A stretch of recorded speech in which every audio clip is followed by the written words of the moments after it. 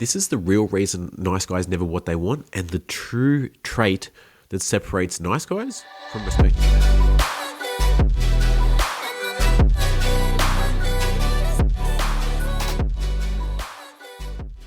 Welcome back to another episode of the Be Better podcast. I'm your host, Harrison Orr, and I've coached almost 500 men to have more presence, more energy, and ultimately more intimacy without burning out, without playing the nice guy, so that they can be better husbands, fathers, business owners, and leaders of their own life. And what we're going to talk about today is how nice guys go about getting what they want. Because to the nice guy, and I will say to the nice guy, but everything I talk about comes from first-person experience. When nice guys seek out to get something, whether it's to create more trust, to create more intimacy, to persuade someone, or to get their way in some way, shape, or form, it's always through these covert contracts. It's always through, what do I need to do to get an IOU? What do I need to do to get this person to do what I want without me saying what they want? And the problem with this is not just the lack of communication of this desire, of this trade-off, but what it breeds in the nice guy. It breeds this frustration and this resentment, but also reinforces the I'm not enough belief. Because most men in general have this subconscious belief of I'm not enough the way I am.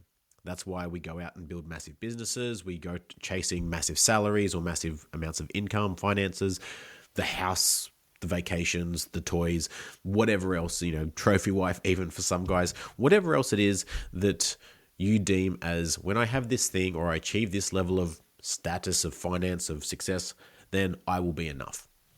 The problem with that is it never is, because we're always trying to be enough to somebody else. Like the amount of business owners that I've worked with that had the belief that if I make 6 figures, then if I make 7 figures, if I grow the business to this level, then, I'll have more time. Then the relationship will have the intimacy, the connection, the sex, the everything that I want again. And everything is predicated on achieving that thing. I will fulfilled and be more present when this happens. I will be able to be a better dad when this happens. I'll be able to take my wife on more dates and we'll be able to have more sex and connection when this happens. But it never does. And what we sacrifice along the way is our presence, our energy, our time, and the version of us along the way in the pursuit of that is often reactive, tired, stressed, because we're not where we want to be. And we put all this trust in, or expectation in, other people changing the way they treat us when we achieve this, instead of seeing that as a reflection of how we are showing up, what we are providing. Because a man's role isn't just to provide financially. Sure, that's one element of it. But what many guys, and myself included, forget is we're also there to provide masculine leadership, masculine presence and energy, which no amount of money can replace. Which is why there's that disconnect. There's no polarity in relationship. And unless we address that, unless we start showing up as that man and take ownership of ourselves, of our traits, then nothing else will change. And no amount of success, no amount of money can replace that leadership, replace that masculine presence and energy. And a lot of guys get triggered with their kids, with their wife, saying that they just don't understand, right? Maybe even calling them ungrateful. But what I challenge you to do, if that hits home, is ask yourself, where is that true? Where is that trigger true? And what is it there to teach you? Because something will not trigger you if you don't believe it's true. If there's something that you haven't owned, if there's something that you believe about yourself, That's why it sets you off, because you haven't owned it, and it's an incongruency with who you believe you are versus what someone else is saying. Often our kids or our wife, right? Because they know the full spectrum of us. They know us in our entirety. So they know who we like to portray we are, who we like to say we are, versus who we are even in our most lazy and incongruent moments. The problem with that is when we are reactive. A lot of nice guys, actually, I should preframe this. A lot of nice guys may not always be reactive to that trigger externally, but the way they respond to it might be to shut down. So nice guys often will only snap a couple of times a year, but it'll be this big explosion and then an apology and then shrinking back down. And then every time there's that trigger, they'll suppress it, won't feel their emotions, and just go back inward. And that's why she can't feel you, because you can't feel you, right? You suppress those emotions, say it's bad to feel anger, it's bad to feel all these things, suppress them, push them down. Good guys don't show those emotions. You don't show vulnerability, because that makes you weak, makes you a threat, makes you whatever story you've been indoctrinated in or been fed. But then when we snap, she sees a boy, not a man. She sees someone who can't control his emotions, who can't healthily express and articulate his emotions. Because what that shows is you are dangerous, and not in a good way. You are a threat because you can't control it. It's the difference between having a trained sniper and giving a kid a machine gun. One knows exactly how to line it up, how to use it, when to use it, who to use it on, and the context of everything. The other is completely emotional, and as soon as you set him off, will just spray the entire school down. Not a great time, right? So we get to choose. But you can only really choose to be the trained sniper once you've regulated your nervous system. Once you've owned those triggers, owned those traits, and then put yourself in a position where you can regulate yourself, ground yourself, be present enough to sit there when those triggers happen. When these conversations, these events, or these situations present themselves, that you can still be present without reacting, without disconnecting, but staying present and guiding yourself and your partner or whoever you're communicating with through this conflict, through this situation. And to be clear, if this is really triggering and it's evoking that aggression, that anger, there is nothing wrong with excusing yourself to go and regulate yourself, whatever that looks like, and then coming back. I promise you, if you can go and do that and express that in a controlled and healthy way and come back, she will trust you so much more. Because she will know that you have the capacity for that emotion, but it's under control. You have the capacity for anger, for aggression, because you're a human being, you're a masculine human being. But you keep it sheathed and under control and only use it when you need to. It's not going to spill out against her or against the kids or unnecessarily. It's saved for when someone is threatening you or your family. Only in those circumstances does it come out to defend and protect, but never against the ones you love. That kind of trust is only built through that healthy expression. Because pretending that we don't have these emotions, that we never feel them, is wrong, right? Like, have you ever been around someone that's just always happy?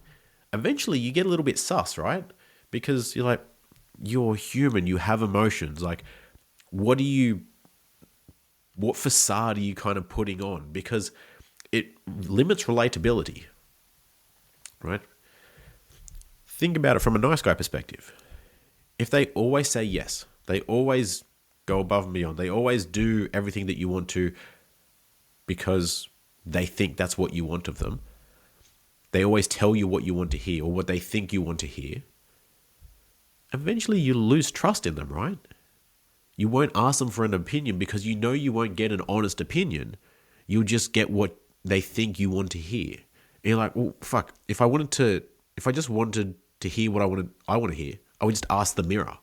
I'm asking another human being because I want a different perspective. I want an outside opinion or source of information to tell me maybe what I can't see, what I'm not looking at, a different perspective to help me get better at this.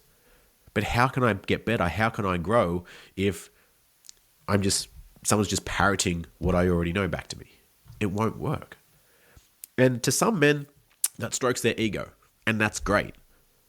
But if you want to change, if you want to be challenged to grow and to be in your highest potential, and like around men, but then in terms of your partner, if you want to create that trust, there needs to be that ability to regulate yourself and communicate that. And there are going to be times where you say something which is not what she wants to hear, right? And she might get upset in the short term, but then the frame on that is like, but yeah, babe, but now, like, you can trust when I'm saying how amazing you look, how much I love this outfit on you, how much I love this meal, or, whatever the thing is. You can trust that I mean what I say, because I don't just say that every single time. I don't just say like, oh yeah, babe, you look amazing. You're so beautiful. Oh my God, I'm so lucky. Wow, go me. Right. It's boring. It's monotonous. There's no feeling behind it. And she's not going to trust that. And so when we're in these situations of being triggered, of having to speak our truth, real regulation is being calm under pressure, is being present in that pressure, is not disconnecting, is not suppressing, but holding the frame, not throwing it back saying, oh, I don't care, fine, whatever you want, just agreeing or, giving it back to her, but being able to hold the frame, still lead the conversation, lead it into a constructive space of understanding of what the other person is trying to communicate, and then get to a point of, okay, am I understanding this right in blah, blah, blah, repeat what the person has said. Most guys will get that wrong the first time, but going through that enough times until you get to the point where she says like, yes, that's what I'm communicating, that's what I'm feeling, or whatever the thing is. Because most guys, that's where they get it wrong. Oh, she said she was upset because I didn't clean the garage, and I cleaned the garage and she was still upset. Or I said I would do it later, but she's still upset. Yeah, because it's got nothing to do with the garage. It's because you said you would do this 3 weeks ago, and she's had to nag you every weekend, and you still haven't fucking done it. It's not about the garage. It's the fact that she can't trust your word. And the fact that she can't trust your word means she can't trust you, and that hurts her deeply. That really sucks, that she wants to trust you, she wants to respect you, she wants to love you with all of her heart, but she can't respect you or trust you because you can't keep your word, because you don't trust you. And that's what hurts her. But coming back to the regulation, how we can start working on this. Start with your nervous system. Start regulating your nervous system. Look at the things that put you in a dysregulated state, which for most people is excess cheap dopamine. So sugar, porn, social media, all the cheap fixes, gambling, drugs, alcohol, overstimulation from those sources, but also from caffeine, pre-workouts, stimulants, all the things. Removing as many of those as possible. Bring them down to, or either get rid of them completely or remove them down to a point of just one or two. Okay, I have one coffee in the day because I like the taste of it, but I don't get to the point where I haven't eaten, I'm running off nothing but caffeine and nicotine, and I'm jittery and anxious all the time. That's going to make you super reactive and not help this.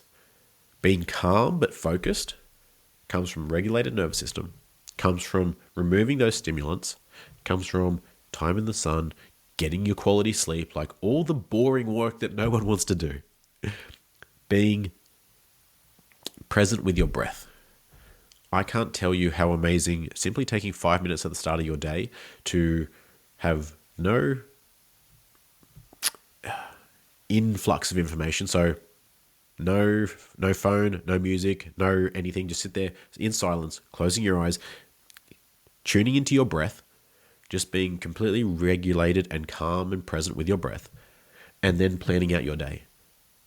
Being intentional with your day, what you do, why you're doing it, and being present in it will not only help you to be productive, not just busy, so that you're now focusing on the highest ROI task, not just the shit that keeps you busy.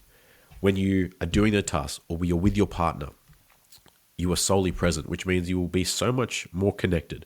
You'll get to such a deep level of conversation and understanding that an hour of surface level small talk couldn't penetrate to. So again, it's the intensity and the potency of your energy and of your essence that comes from that presence, no matter what you're doing. Productivity wise, you get so much done in more time because you're not distracted because you're present. Connections, you're so much deeper. You get to intimacy and connection and love and all the fun things so much faster because, and it's not a race, but you get there better because you're solely present. You're not half texting, half thinking about work and all the things. If you haven't tried it already, as a side note to this, if you want to go deeper into this, in our school community, there's a free 7-day nervous system reset, which will walk you through one action item each day on how to regulate your nervous system and bring it back to a baseline so that you can start being more present, creating more intimacy, and just being more productive in life. So go check that out if you haven't already. This is going to massively help your wife in feeling your presence. It'll help you understand her needs and your kids' needs deeper than the words that they say. So much more. And so when you start to rewire your nervous system, you can now lead yourself much better, which makes you ultimately a person that is worth following. Because if you can't lead yourself, why would anyone else trust you to lead them? It makes no sense. So you start with your nervous system, then you can lead yourself from a place of grounded presence, not reactivity, and then you become someone worth following. And so if you haven't checked out the 7-day nervous system reset, go check that out. If you want a quick action item to go and do like right now, give yourself 5 minutes, find some silence. If you've got earplugs or noise cancelling headphones, even better, plug those in, sit and breathe for just 5 minutes. 4 seconds in, 6 seconds out. In through the nose, expanding your diaphragm, your belly, out through the mouth for 5 minutes. Just be present, what's alive in your body, what's alive in your mind, and then take that into your next meeting, into your conversation when you get home with your wife or with your kids, and see what you feel. See what you notice in that interaction. See if you get anything different back from them by being that present, and see how it feels for you. If that interaction feels much better, if you feel calmer, less reactive, more connected to them. And if you do, shoot me a message on Instagram. Let me know how you go, because I'd love to hear what impact that has on your day, your productivity, your intimacy, your relationship, because I know personally that's had a huge effect on my life. One of the big reasons that I'm doing what I do today. So with that, you've got the lesson. Don't be sorry, be better. I see you guys in the next episode.